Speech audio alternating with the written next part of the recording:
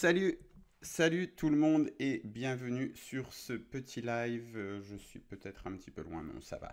Ça va. Salut à tous. On va essayer de faire quelque chose aujourd'hui un peu spécial, donc j'espère ne pas me faire striker.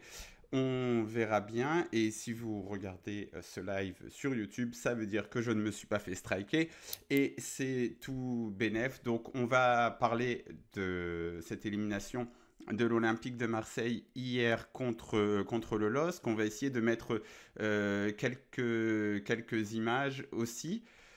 Et voilà, si vous êtes si vous voyez ce live sur YouTube, donc ce sera un replay, n'hésitez pas à mettre un like, un commentaire, tout ça, vous connaissez le truc. Et si vous êtes avec moi en ce mercredi 15 janvier, sur Twitch à midi 34. Eh ben, je vous remercie. Et comme JC Mars, Football Addict, Kogan 7, Patou, Judge Thread, toujours l'un de mes pseudos préférés, Judge Thread, forcément.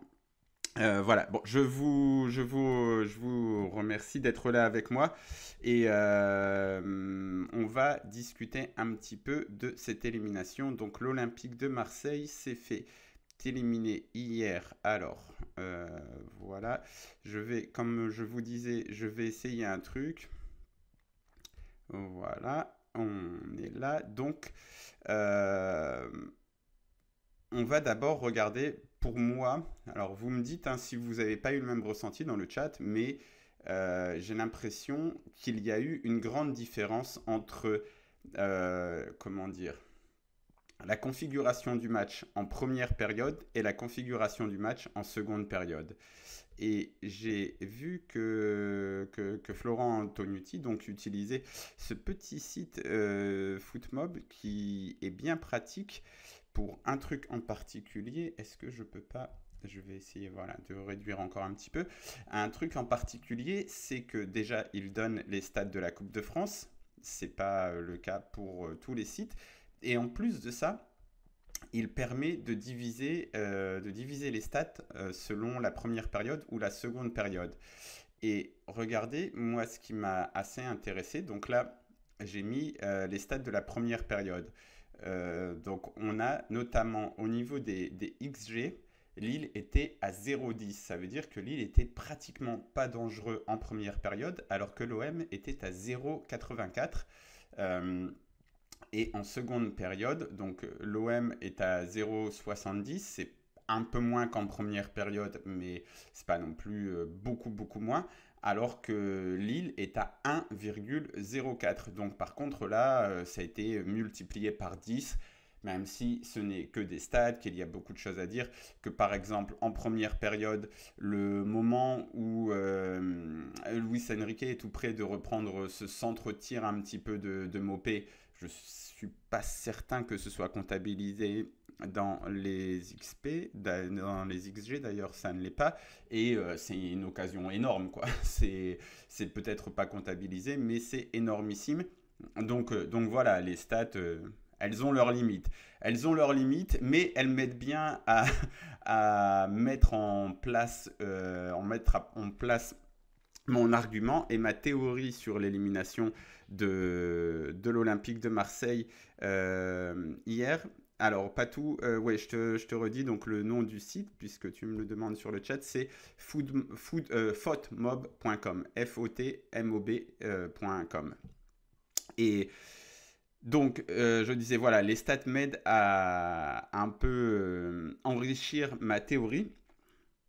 Déjà, sur le match en lui-même, je dirais que c'est plus le LOSC qui a rééquilibré les débats et qui a été chercher cette qualification en seconde période que l'OM qui a vraiment été en dessous de tout.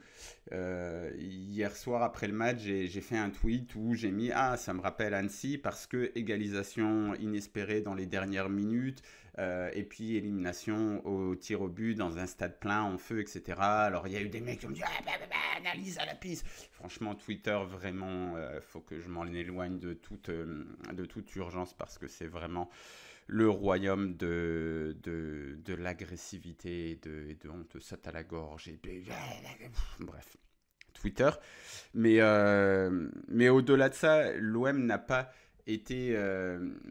complètement abandonné en seconde période. Et en seconde période, l'OM se procure aussi des grosses occasions.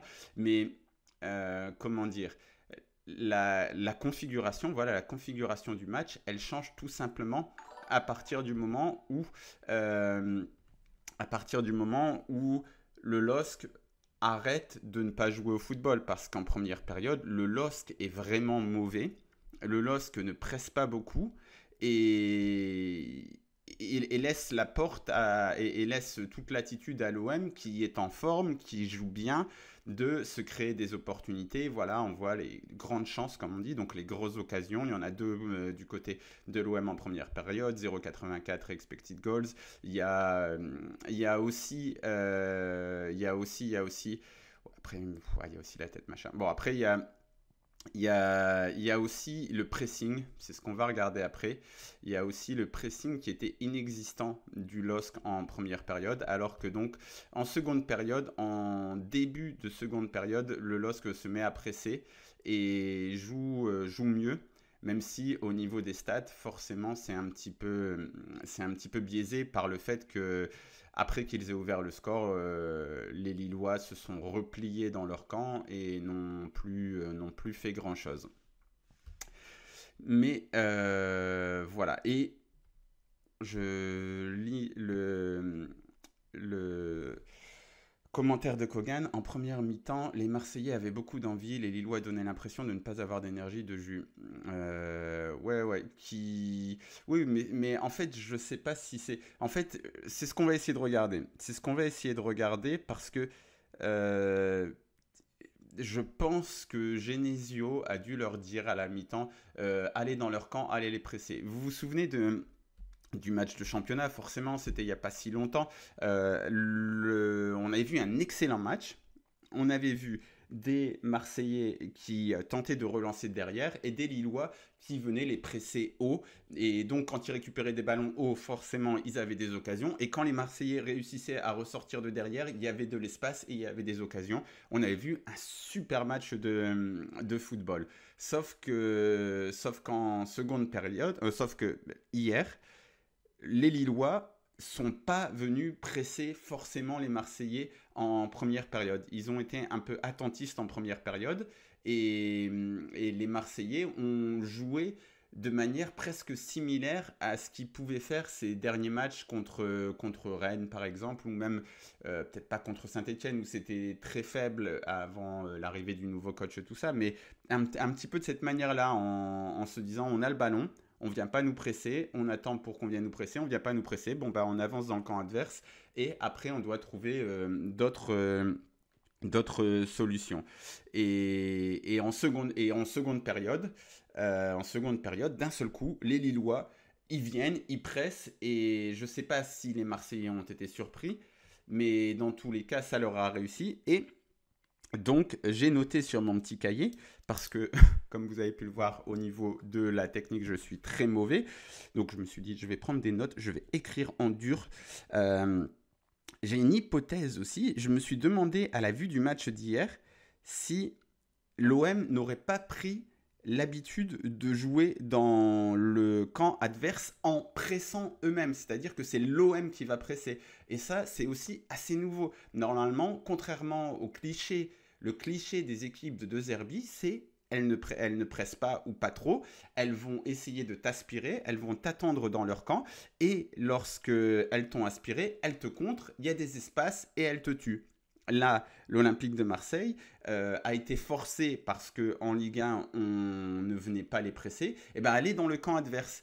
Et j'ai l'impression que l'OM est aujourd'hui beaucoup plus à l'aise à jouer de cette manière-là, c'est-à-dire à être dans le camp adverse, à aller presser, et qu'ils avaient presque perdu l'habitude de venir être pressés pour relancer de derrière, ce qui normalement est l'ADN d'une équipe de deux Zerbi. Donc voilà, je ne sais pas ce que vous en pensez, mais moi j'ai vraiment eu cette impression-là.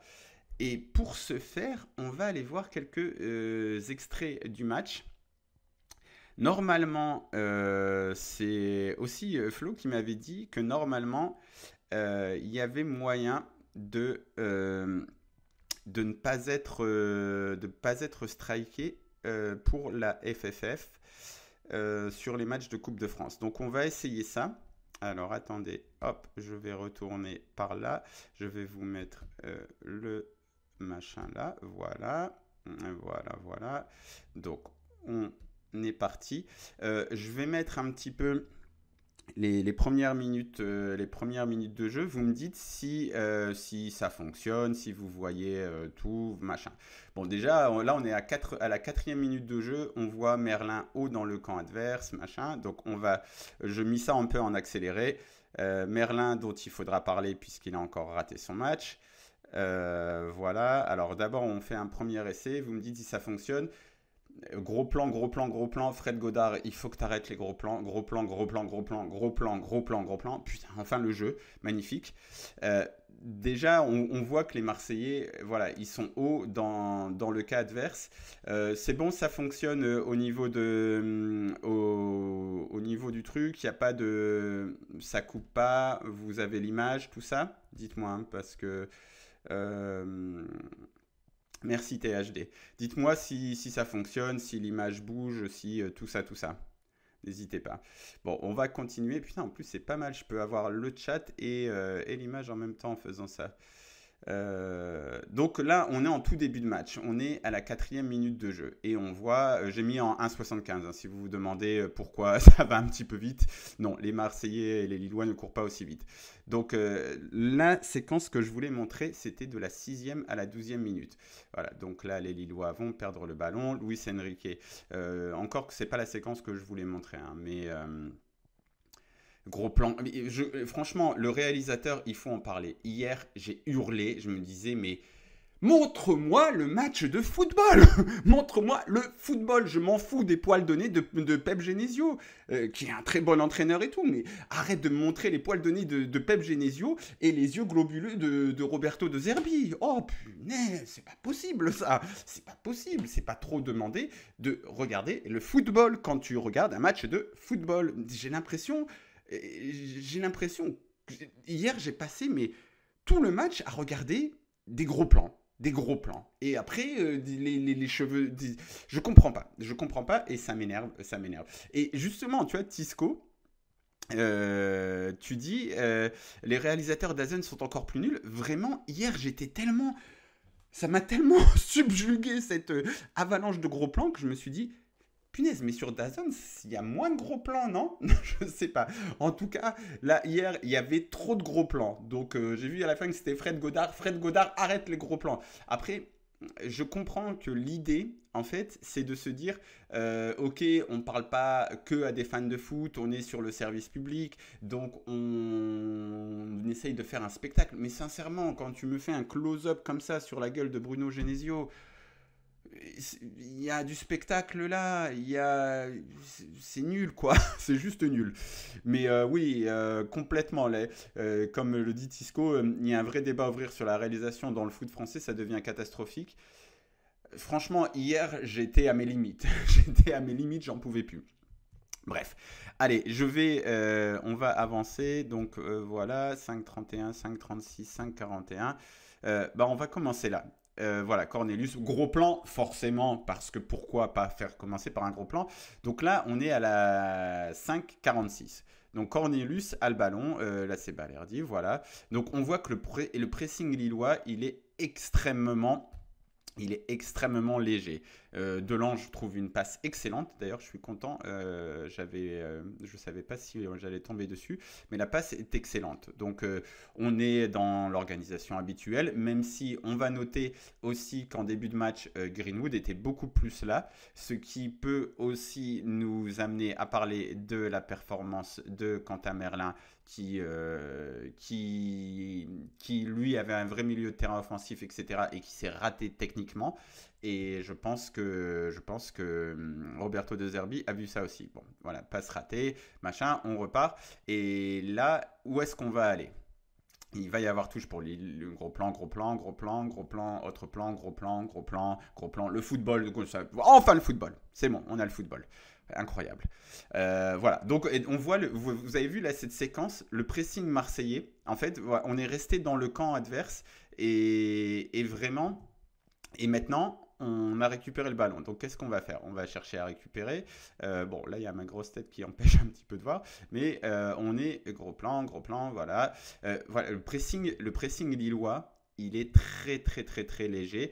Et il permet aux Marseillais de jouer. Et voilà, bon, après là, c'était pas si mal joué de la part de Merlin. C'était bien tenté aussi de Rabiot. Et on reste dans le camp lillois. Et encore une fois, en fait, je pense que ce qui a aussi changé, c'est que le jeu a beaucoup été dans le camp lillois en première période et qu'en fait, eh ben, l'OM a l'habitude maintenant de jouer comme ça, de jouer dans le camp de son adversaire. Et donc, vous voyez, là, tous les Marseillais sont déjà bien placés, etc.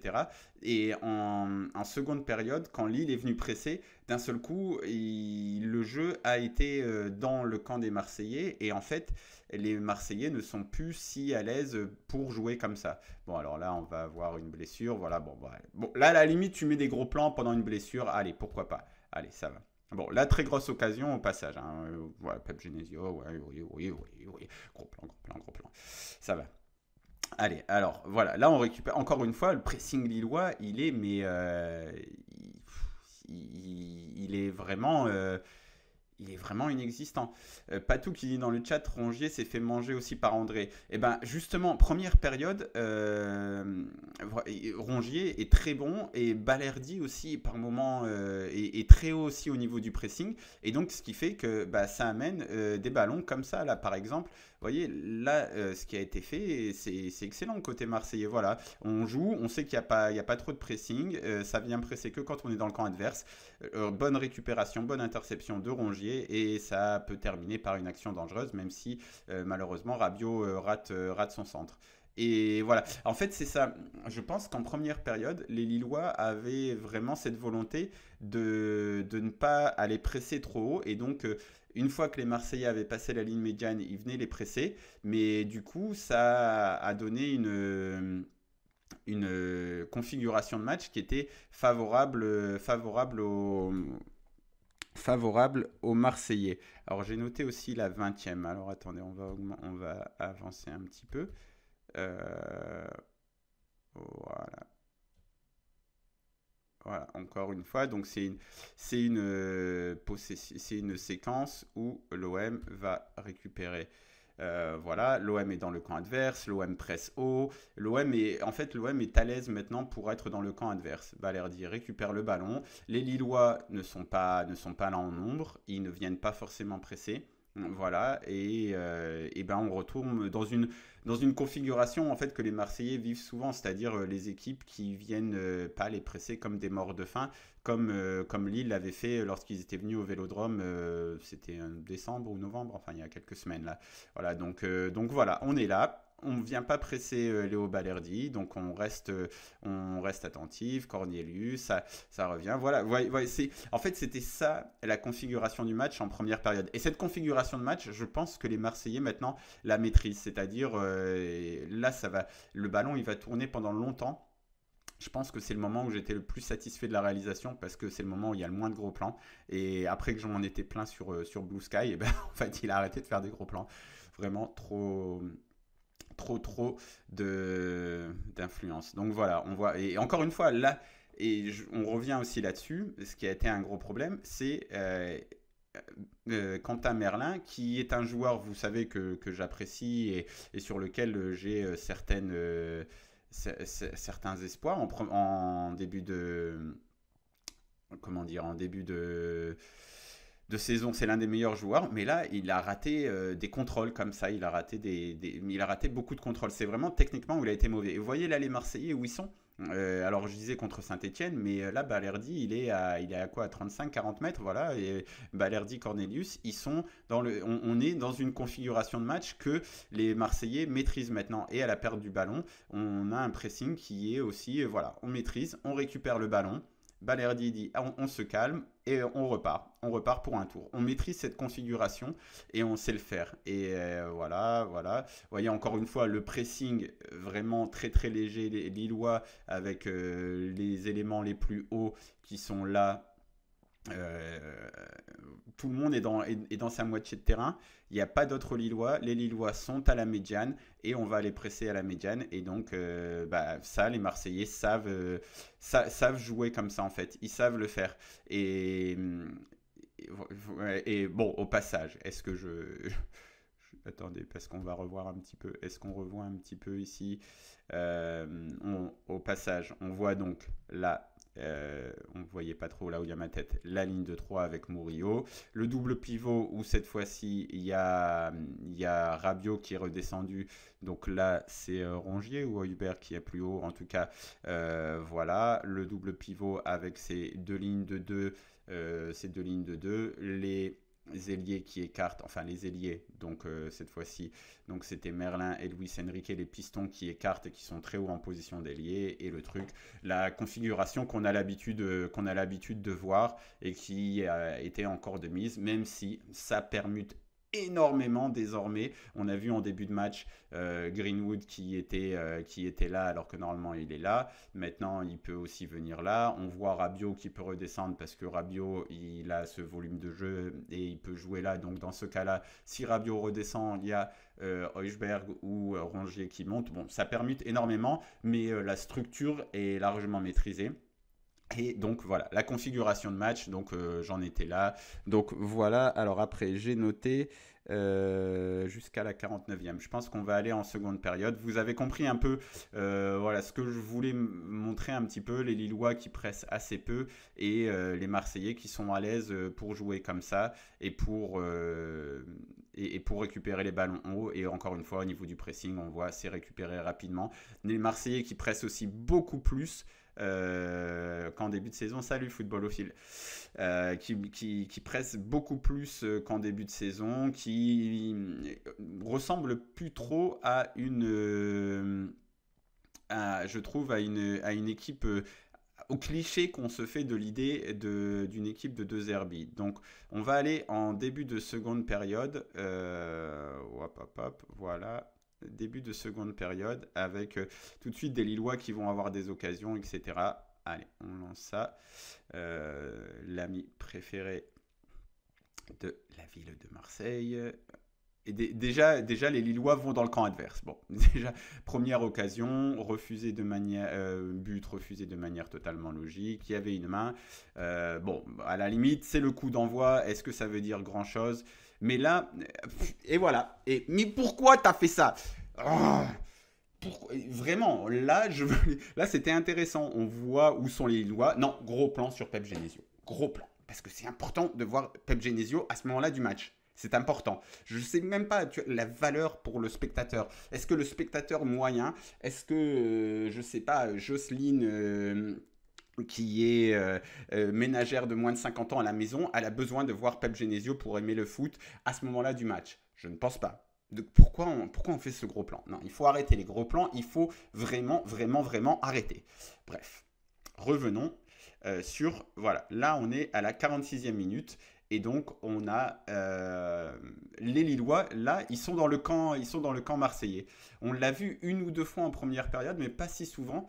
Et ça, normalement, c'est une configuration qui doit scier plus aux équipes de deux Herbie. Mais j'ai l'impression que cet OM a un peu perdu l'habitude de jouer comme ça parce que tout le monde, personne ne vient les presser. Et donc, on est Godard in the sky with the diamond. Je crois que je l'avais lu et bah voilà, Godard in the sky with the diamond. À ce moment-là, hop, plan du Vélodrome. Alors franchement, il faut arrêter les gros plans. C'était insupportable hier.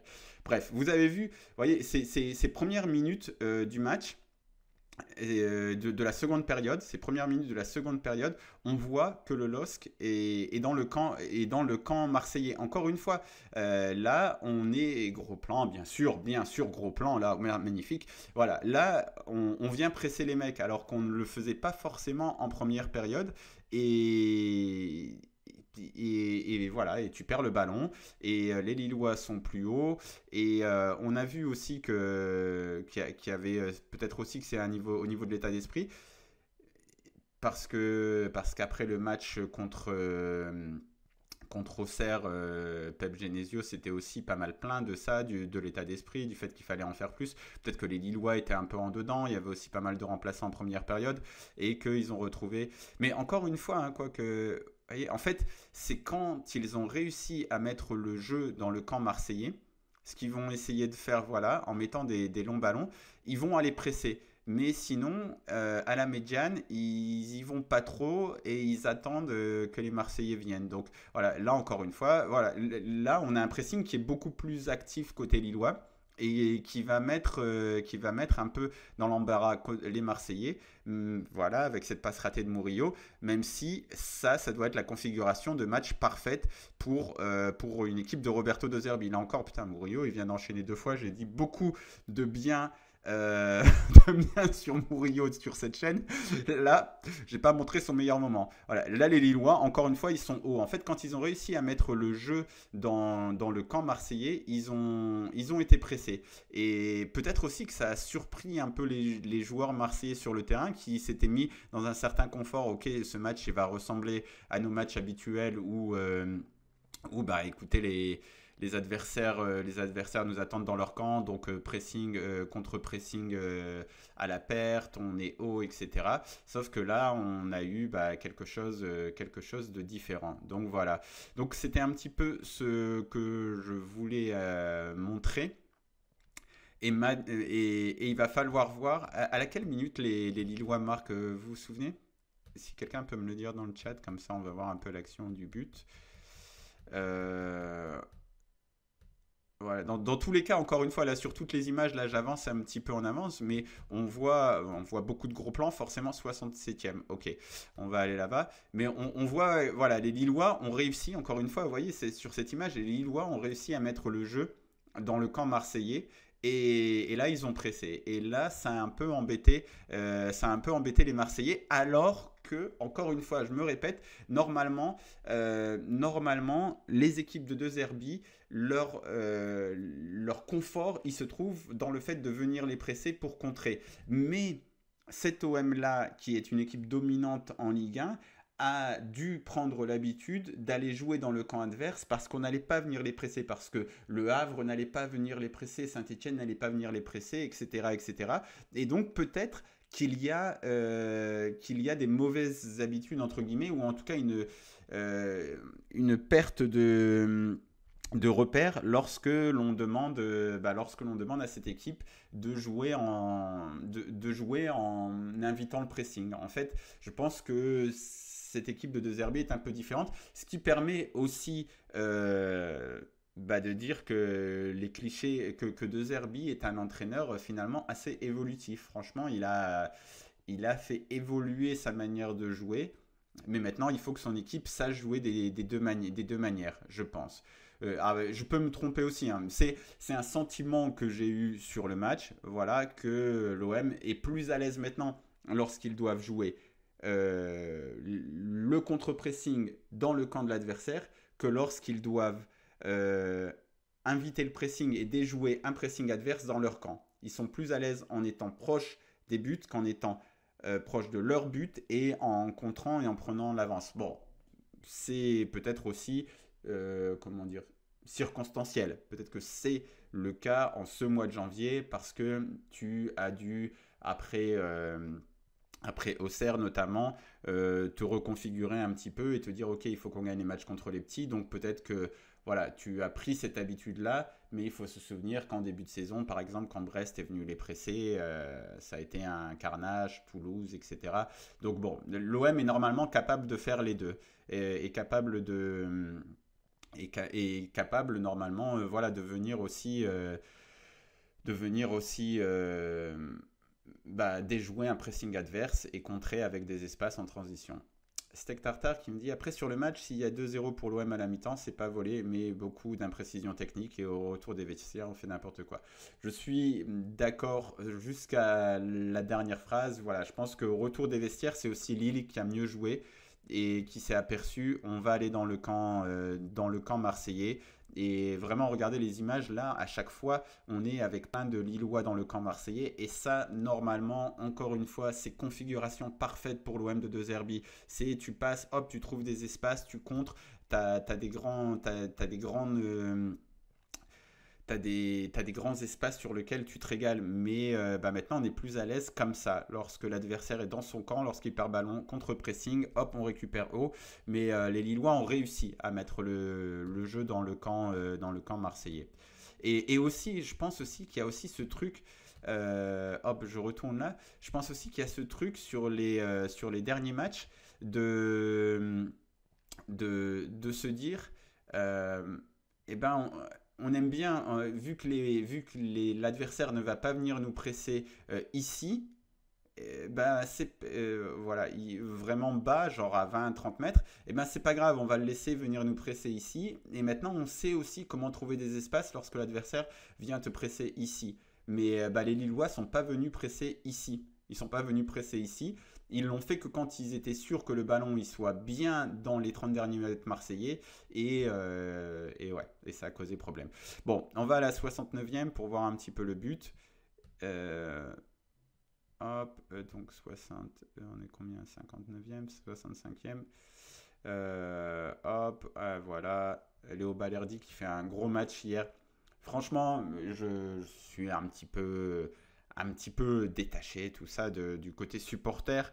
Mais hier, quand il s'avance pour aller tirer son tir au but, franchement, je me dis, ah, lui, il faut pas qu'il le rate. Il faut pas... Ça m'aurait fait trop de peine qu'il le rate et il a réussi comme un patron. Malheureusement, bah, il y a eu d'autres ratés. Et on peut aussi souligner que l'OM avait préparé un peu cette, euh, cette loterie, qu'ils n'ont pas été justement comme à une loterie, c'est-à-dire qu'on voyait que Delange, il avait des notes, tout ça. Et encore une fois, là, au niveau du pressing, voilà, ça commence à presser. Et là, normalement, c'est là où tu pressais beaucoup sur les 15-20 premières minutes. Mais voilà, tu es déjà beaucoup plus haut et ton pressing, il est beaucoup plus actif côté Lillois. Vraiment, hein, je pense que sans et voilà, et ce pressing, il a amené plein d'erreurs. Oui, gros plan, Fred Godard, forcément. Il a amené plein d'erreurs techniques aussi côté marseillais, des trucs qui étaient gros plan encore. Bah oui, forcément, gros plan. Parce que là, c'était intéressant d'avoir Jérôme Rouli qui se mouche. Et voilà. Et heureusement qu'on n'a pas raté le but pour Rouli qui se mouche. Mais ouais, donc là, le but, bon après le but il part plutôt d'une action qu'ils auraient pu faire en première période. Bon voilà. Euh, c'est un petit peu spécial de regarder les matchs et de vouloir expliquer des trucs comme ça. Mais j'espère que vous aurez compris un petit peu ma théorie, en tout cas sur le match d'hier, qui peut être fausse, etc. Mais même plus que le pressing, je pense que ce qui a permis aux Lillois de renverser un petit peu, c'est que les Lillois ont forcé le jeu dans le camp marseillais. Ils ont forcé le jeu dans les 30 derniers mètres. Et que ça, en fait, ça a un peu surpris les Marseillais. Alors que, par exemple, si vous vous souvenez du but que l'OM met en Ligue 1 contre le LOSC, justement, c'est en essayant de c'est les Lillois qui viennent presser et les Marseillais réussissent une sortie de balle merveilleuse et bah, ça termine les grands espaces, ça termine sur une action cliché, on peut dire, d'une équipe De Zerbi.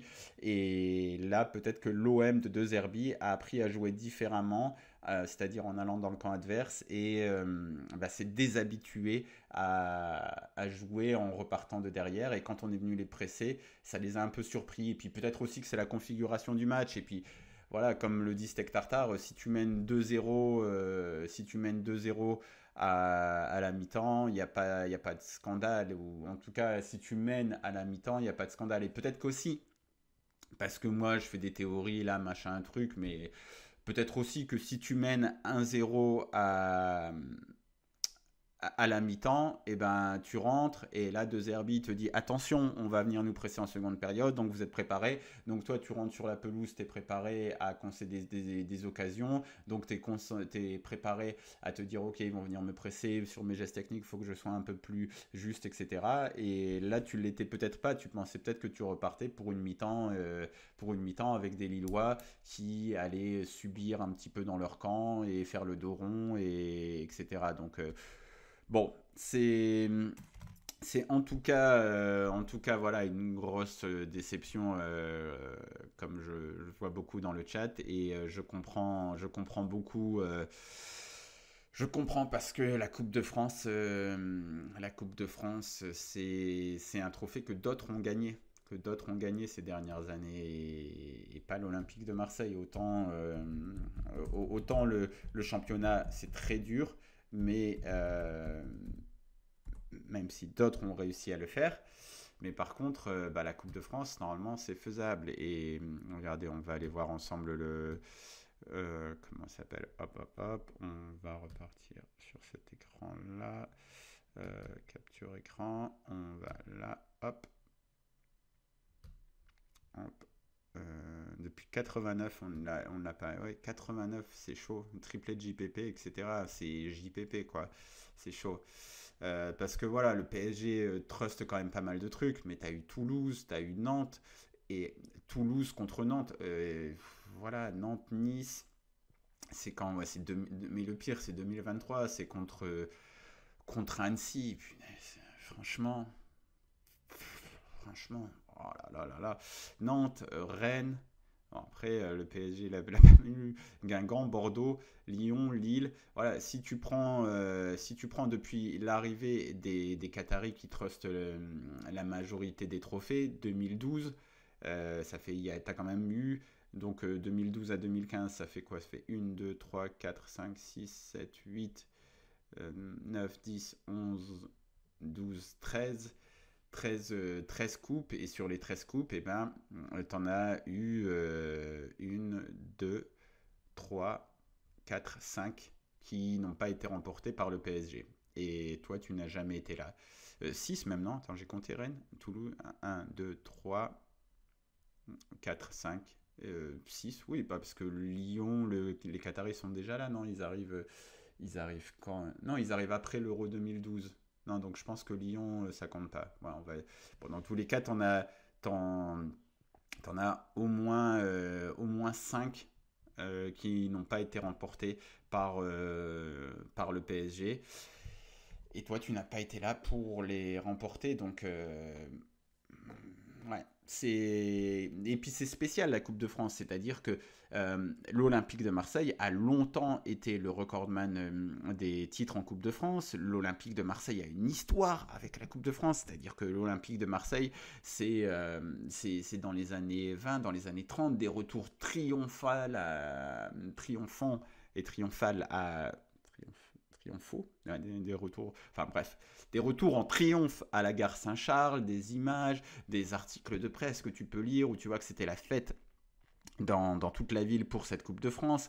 Il y a une vraie histoire. Même les minots, lorsqu'ils sont en D2, et ils se disent la Coupe de France, il faut qu'on la joue. T'as des finales contre Bordeaux avec Giresse, etc., qui marquent, et après va venir à l'OM. Et puis, tu as encore ces finales sous tapis. En fait, la Coupe de France, c'était un truc très important dans l'histoire de l'OM, et ben, ça ne l'est plus, quoi. Ça a complètement disparu, et c'est spécial la Coupe de France. Enfin bref. Il ne reste plus que le championnat, donc malheureusement pour l'Olympique de Marseille. L'OL doit trouver 175. Vous avez écouté l'interview de John Textor. C'était drôle, c'était drôle. Après, il dit des choses qui sont intéressantes parce qu'il est un peu sans filtre, et quand il parle de la Ligue, ça fait un peu flipper. Après, il faut toujours prendre aussi avec un filtre en se disant, bon, il y a certaines choses où il défend ses intérêts, machin, mais c'est sûr que c'est un personnage. Elle est marrante, son interview. Voilà, bon, voilà. Donc le titre, ça paraît compliqué, surtout que le PSG a un peu montré sa supériorité alors qu'il semblait prenable. Bon, voilà. Tu peux quand même te dire, écoute, on a 5 points d'avance sur Monaco à mi-parcours, puisqu'il y aura donc 34 matchs. Donc là, tu es à mi-parcours, tu as fait une excellente première partie de saison. Il, il te faut assurer la seconde place, c'est faisable. La seconde ou la troisième, même. Tu as même 6 points d'avance sur Nice. Bon, tu es bien placé en championnat. Après, voilà, comme souvent avec l'OM, je pense que vous serez pas mal d'accord avec moi dans le chat. Je pense qu'il y a un truc. C'est bien d'être bien placé en championnat. Et puis, par rapport au live que je fais sur cette chaîne, par exemple, c'est plus intéressant tactiquement de suivre une équipe qui comment dire, se perfectionne au fil des matchs, qui devient meilleur tactiquement, on voit plus de choses. C'est un marathon, un championnat, donc après, bon, c'est un marathon où t'as toujours les breloques en chocolat, donc c'est un marathon que tu gagnes pas, donc déjà c'est un peu moins excitant. Alors que la Coupe de France, eh ben, tu as des possibilités d'avoir des épopées, des grands matchs. Le match contre le PSG sous Tudor, c'est sans doute l'un des plus beaux matchs de ces 10-15 dernières années.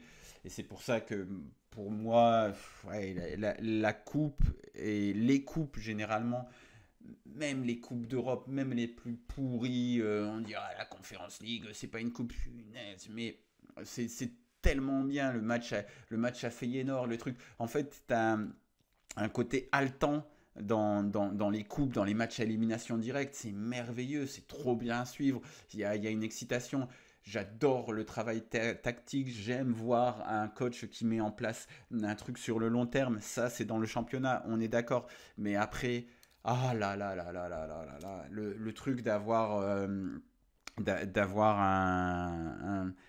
d'avoir une vraie excitation, un vrai truc où tu peux te faire éliminer, où tu gagnes, où tout le stade explose parce que tu es qualifié, parce que tu dis on va au tour suivant. Ça n'a pas de prix et ça, c'est ce qu'on est un peu en train de perdre dans le football parce que la réforme de la Ligue des Champions avec plein de matchs où on fait tout en championnat, on fait tout en championnat maintenant alors que ces matchs à élimination directe, c'est merveilleux, c'est merveilleux. Kogan qui dit en tant que Lillois, oui, même la Conférence League, c'est génial, vive les coupes, même envie de dire que la Coupe de la Ligue me manque. Franchement, limite, même la Coupe de la Ligue, elle me manque. Ouais, après, je trouve que. Après, tu vois, là, t'as réduit la Coupe de la. T'as enlevé la Coupe de la Ligue, t'as réduit le championnat à 18. Et dans le cas de l'OM, tu joues même pas de Coupe d'Europe. Donc, ouais, là, y a pas d'excuse. Après, est-ce que l'Olympique de Marseille fait un si mauvais match hier soir? Non. Il y a des circonstances qu'on essaie d'analyser ici, peut-être des trucs tactiques, des Lillois qui ont fait une meilleure entame de seconde période, qui ont peut-être un peu surpris les Marseillais, oui, mais le match était largement équilibré. Et c'est ça aussi la beauté de la coupe, c'est que tu te fais éliminer, quoi. C'est que ça suffit pas d'être meilleur que ton adversaire, il faut aussi avoir un scénario, c'est ça qui fait le piment du foot, c'est ces scénarios improbables, ces trucs, ces retournements de trucs, et ben voilà, ça tourne pas en ta faveur, voilà, et ça arrive. Mais Steak Tartar qui dit il faut supprimer les pénaux et remettre les prolongues. On n'y arrive pas aux pénaux depuis la finale contre Sochaux. Mais tu sais que j'y ai pensé à ça, Steak Tartar, parce qu'attends, si je dis pas de bêtises, contre Annecy déjà, il n'y a plus de pénaux. Si je dis pas de bêtises, il y a plus de prolongation.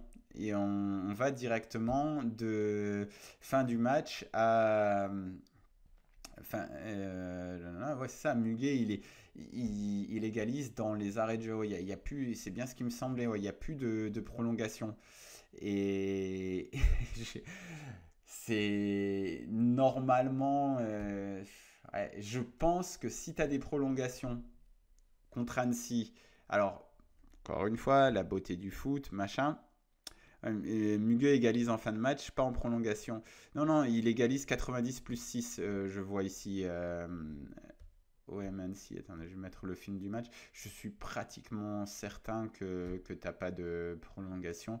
Parce que je me souviens vraiment, c'est cette égalisation inespérée. Et le film d'OMNC, voilà, on va aller voir ça. Euh, ouais, ouais, ouais, non, non, on est à 91, etc. Non, non, mais c'est ça, il n'y a pas de. Il y a pas de prolongation, mais il n'y a pas de prolongation contre Annecy, mais est-ce que c'est un petit peu refaire le match et tout? Alors je vais.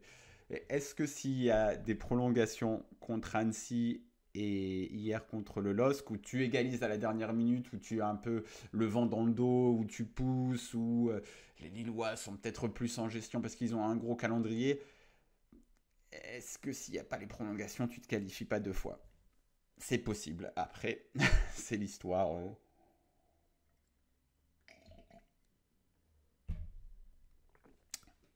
Ouais, c'est ce que tu dis, voilà, Steak Tartar qui dit les joueurs pros de Ligue 1 tiennent plus que les autres. Tu ajoutes 30 minutes, il y a beaucoup plus de chances que les grosses équipes passent. En plus, il y a 5 changements. Oui, oui, c'est vrai. Et ça ajoute du charme en plus. Oui, oui, oui, c'est vrai, c'est vrai. Et il faut pas être... parce que hier, forcément, je me dis, oh là là, punaise, je suis sûr que s'il y a les prolongations, l'OM passe.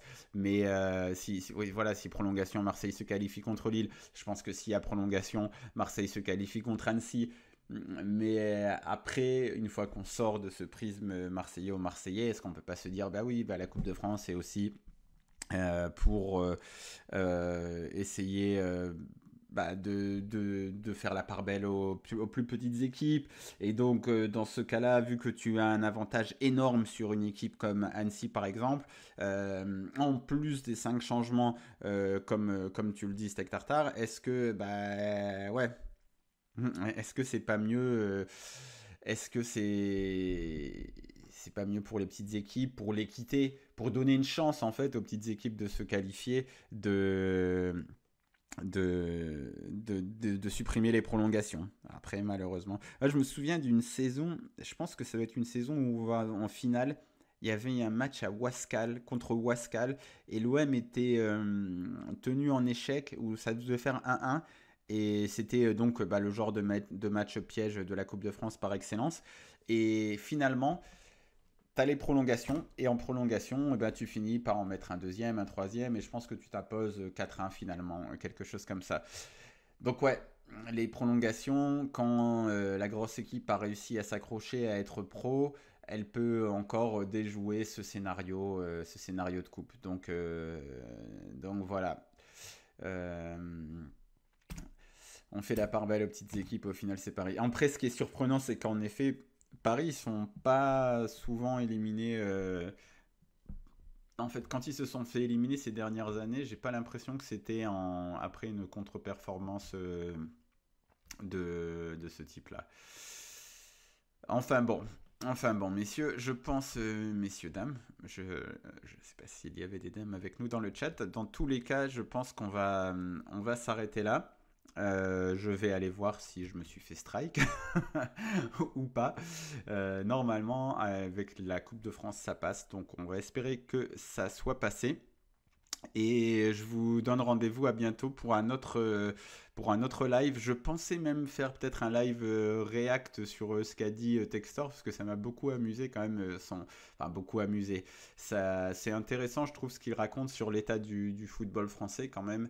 Même si encore une fois, il faut prendre un filtre anti-textor, prendre un filtre anti-textor, prendre ce qu'il raconte et vous obtenez un produit fini. Mais quand même, pour qu'il puisse partir sur des machins comme ça, c'est assez intéressant. Et puis ça peut, sans vouloir faire de l'anti-parisianisme primaire ou de l'anti-lyonnais primaire, ça dit aussi des choses sur la manière dont dont politiquement des mecs comme les présidents de l'OM ou de Lille se placent par rapport à ce qui est en train de se passer dans le football français, parce que j'ai entendu Riolo dire que Longoria devait sortir du bois, que c'était à lui aussi de prendre le truc.